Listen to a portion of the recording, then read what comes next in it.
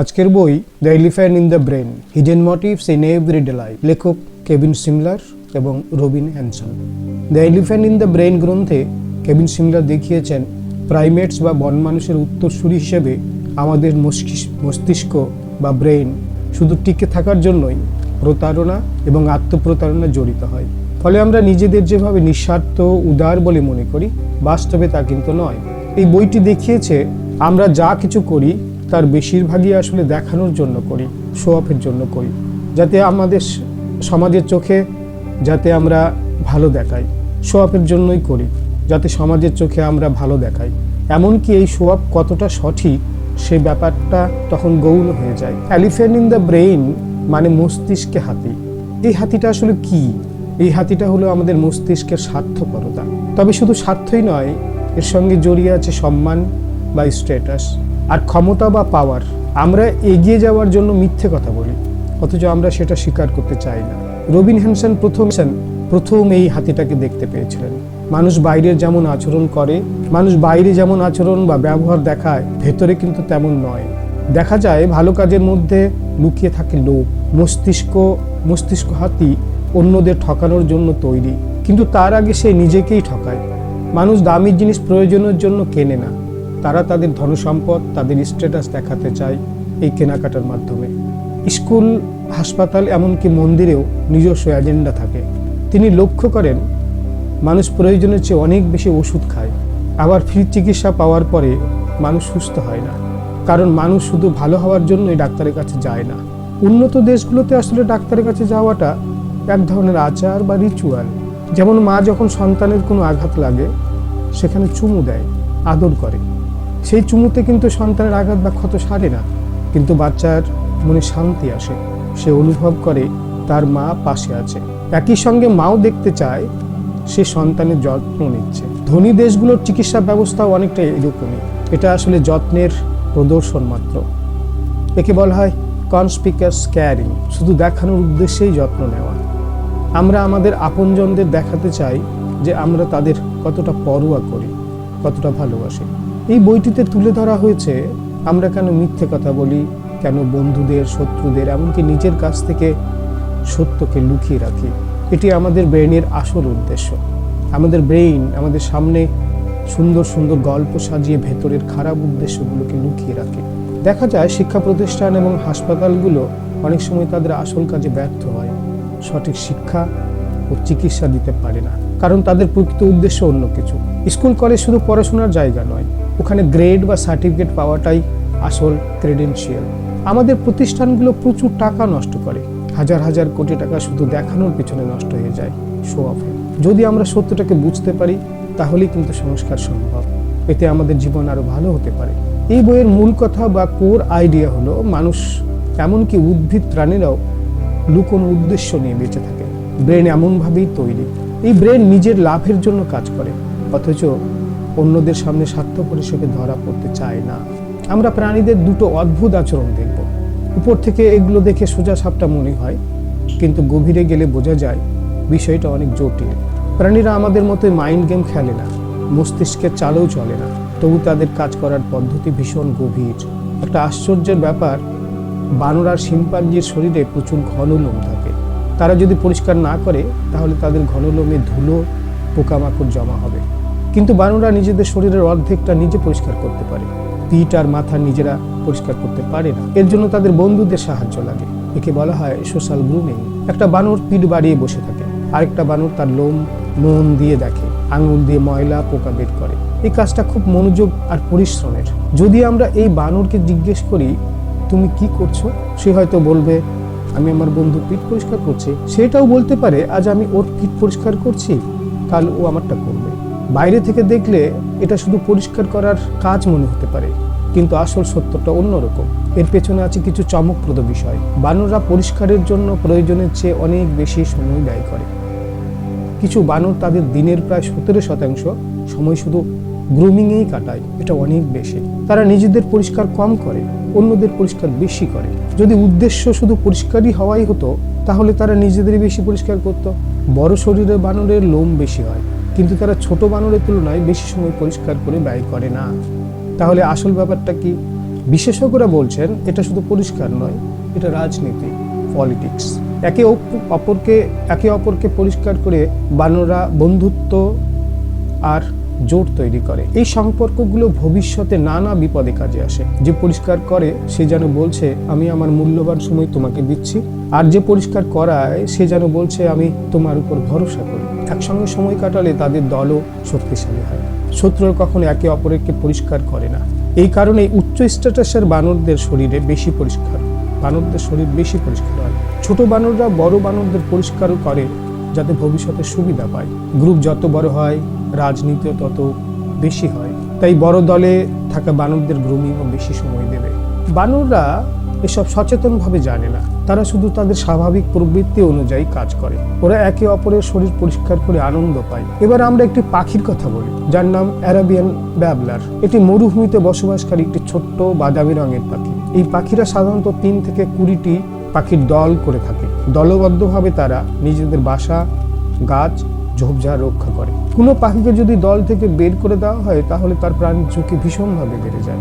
এই পাখিগুলোর জীবন সত্যি খুব ইন্টারেস্টিং, খুব মজার। এদের সমাজে স্ট্যাটাস এবং জীবন ধারণের বিষয়টি ভীষণ গুরুত্বপূর্ণ।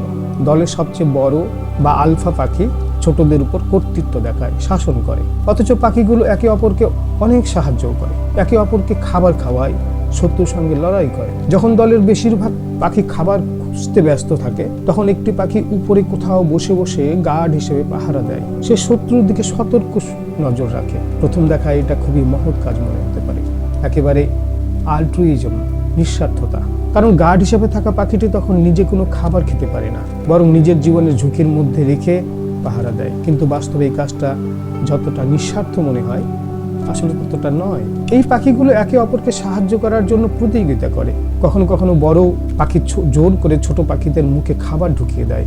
আবার যদি ছোট পাখি গার্ডের দায়িত্বে থাকে, বড় পাখি তাকে তাড়িয়ে নিজে সেই জায়গায় বসে পড়ে।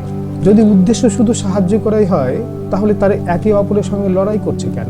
আসল সত্যিটা হলো সাহায্য করার মাধ্যমে তারা প্রেস্টিজ, মান সম্মান অর্জন করে। যার স্ট্যাটাস বেশি তার দুটো বড় সুবিধা আছে। প্রথমত, তার স্ত্রী পাখির সঙ্গে থাকার সুযোগ বেশি হয়। দ্বিতীয়ত, তাকে দল থেকে বের করে দেওয়ার সম্ভাবনা কমে যায়। সাহায্য করে পাখিটি আসলে দেখায় যে সে কতটা শক্তিশালী, কতটা ফিট।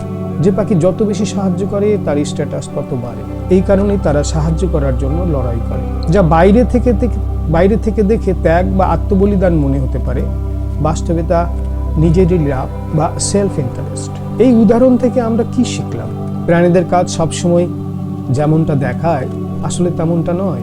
বাহ্যিক কারণ একরকম, আবার আসল উদ্দেশ্য, লুকিয়ে থাকা মোটিভ আরেক রকম। মানুষের ক্ষেত্রেও একই ব্যাপার ঘটে। নির্বাচনে অংশ নেওয়া, শিল্প সৃষ্টি করা, এই কাজগুলো যতটা সোজাসাপটা মনে হয় ততটা কিন্তু সোজাসাপটা নয়। প্রাণীদের ক্ষেত্রে এই উদ্দেশ্যগুলো লুকোনো থাকে না। তারা শুধু নিজেদের স্বভাব অনুযায়ী কাজ করে। তারা কোনো মানসিক খেলা খেলে না। কিন্তু মানুষের ক্ষেত্রে ব্যাপারটা আলাদা। আমরা নিজের সত্য লুকোই, নিজেকে লুকিয়ে রাখি, কারণ অন্যরা আমাদের বিচার করে। যখন আমরা জানি কেউ আমাদের দেখছে তখন আমরা নিজের সঙ্গে প্রতারণা করে থাকি, সেলফ ডিসেপশন, যাতে অন্যদের আরো ভালোভাবে বোকা বানানো যায়। আমাদের চিন্তা ভাবনাকে আরো গভীরভাবে দেখতে হবে, বুঝতে হবে আমাদের ব্রেইন আসলে কি কাজে তৈরি। এর জন্য আমাদের বিবর্তন অর্থাৎ এভলিউশন বুঝতে হবে। উদ্ভিদের ক্ষেত্রে ক্যালিফোর্নিয়ায় পৃথিবীর সবচেয়ে উঁচু গাছগুলোকে দেখতে পাওয়া যায়। এদের বলা হয় রেডউড। এই গাছগুলো প্রায় 380 ফুট পর্যন্ত লম্বা হতে পারে। এত উঁচুতে বাড়তে প্রচুর শক্তি লাগে। প্রশ্ন হলো এই গাছগুলো এত উঁচু হয় কেন? শুধু একটাই কারণে, সূর্যের আলো পাওয়ার জন্য কোনো গাছ যখন লম্বা হয়ে যায়, জঙ্গলে পাশে নিচে থাকা গাছগুলো পর্যাপ্ত আলো পায় না। তাই গাছগুলো একে অপরের সঙ্গে প্রতিযোগিতা করে। তারা যদি উঁচুতে না বাড়ে তাহলে বেঁচে থাকতে পারবে না। মানুষের মস্তিষ্ক ঠিক ওই রেডউড গাছের মতো। আমাদের আসল প্রতিযোগিতা অন্য কোনো প্রজাতির সঙ্গে ছিল না। আমাদের প্রকৃত প্রতিদ্বন্দ্বী ছিল নিজেরই মতো অন্য মানুষ। একে বলা হয় সোশ্যাল ব্রেইন হাইপোথিসিস, মস্তিষ্কের দৌড়। আমরা বুদ্ধিমান হয়েছি চালাকি, কৌশল আর রাজনীতির কারণে। প্রাচীনকালে মানুষ ছোট ছোট দলে বাস করত। সেখানে খাবার, ভালোবাসা আর সম্মান পাওয়া ছিল সবচেয়ে জরুরি। এসব পাওয়ার জন্য মাথা খাটাতে হতো। অন্যদের চেয়ে ভালো দেখানোর এই দৌড় আজও চলছে। চলুন এই প্রতিযোগিতায় 3টি প্রধান খেলা বুঝে নেওয়া যাক। প্রকৃতিতে সবচেয়ে গুরুত্বপূর্ণ কাজ হলো সন্তান উৎপাদন। সবাই চায় সেরা সঙ্গী, তাই প্রেমের বাজারে ভীষণ প্রতিযোগিতা। আমরা নিজেদের যোগ্য দেখাতে চাই। যেমন ময়ূর তার পাখা মেলে নিজেকে সুন্দর করে তোলে, তেমনি মানুষ শিল্প, সঙ্গীত আর কৌতুক ব্যবহার করে। দ্বিতীয় বিষয়টি হলো সামাজিক স্ট্যাটাস। সমাজের সম্মানে নিজের অবস্থান। যার স্ট্যাটাস যত বেশি, যত উঁচু, সে তত বেশি সুবিধা পায়। স্ট্যাটাস পাওয়ার দুটো পথ আছে। প্রথমটি ডমিনেন্স, ভয় দেখিয়ে শক্তি খাটিয়ে অন্যদের দমন করা, ঠিক যেন কোনো দাদাগিরি। দ্বিতীয়টি হলো প্রেস্টিজ, ক্ষমতা আর প্রতিভার মাধ্যমে মানুষের সম্মান অর্জন করা। প্রেস্টিজ অনেকটা নিলামের মতো। আপনি যদি রসিক, বুদ্ধিমান আর দক্ষ হন, মানুষ আপনার সঙ্গে যুক্ত হতে চাইবে, আপনার মূল্য বাড়বে। সবই এই মূল্য বাড়ানোর দৌড়ে আছে। এমনকি এর জন্য বন্ধুর সঙ্গে হিংসা করতেও পিছু পা হয় না। তৃতীয় খেলাটি হলো রাজনীতি। আমরা দলে থেকে নিজেদের শক্তি বাড়াই। কাকে বন্ধু বানাবো, কাকে ঠকাবো, এসব সিদ্ধান্ত নেওয়া আমাদের ব্রেনের খুব জটিল কাজ। এটিই রাজনীতি। আমরা সবসময় সেই দলের সঙ্গে থাকতে চাই যারা জিতছে। এই কথাগুলো শুনতে খারাপ লাগতে পারে, কিন্তু এটাই মানুষ হওয়ার আসল সত্য। আমাদের মস্তিষ্ক এমনভাবেই তৈরি হয়েছে যেন আমরা অন্যদের হারিয়ে তাদের সঙ্গে প্রতিযোগিতা করে এগিয়ে যেতে পারি। মানুষ এক অদ্ভুত ধরনের প্রাণী। আমাদের শরীরে লোম নেই, আমরা দু পায়ে হাঁটি,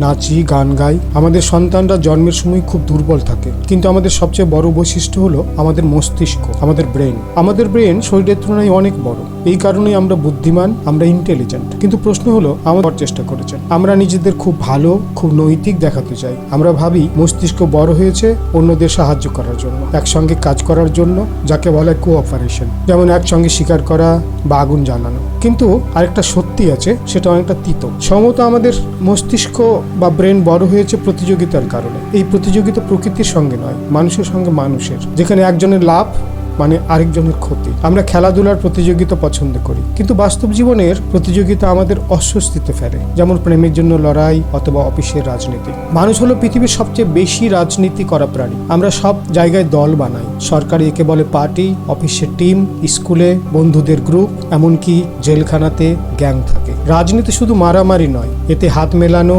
আলিঙ্গন করাও আছে। রাজনীতির দুটো পথ আছে, এক ভয় দেখানো, শক্তি দিয়ে চাপ সৃষ্টি করা, দুই মন জয় করা, ভালো আচরণ বা ব্যবহার, দক্ষতার মাধ্যমে মানুষকে নিজের পক্ষে আনা। সম্মান পাওয়ার জন্য মানুষ ভালো পোশাক পরে, গান গায়, কবিতা শোনায়, অন্যদের খুশি করে নিজের সঙ্গী বানায়। আমরা সবসময় অন্যদের বিচার করি, পরখ করি, কে ভালো বন্ধু হতে পারে সেটা বোঝার চেষ্টা করি। এই জন্য আমরা ইশারা বা সিগন্যাল ব্যবহার করি। ধন্যবাদ, আমি বাবলা সরকার। আপনারা শুনলেন দ্য স্পিকিং ফেচ। আজকে এই পর্যন্ত। আমার সাথে থাকার জন্য আপনাকে ধন্যবাদ।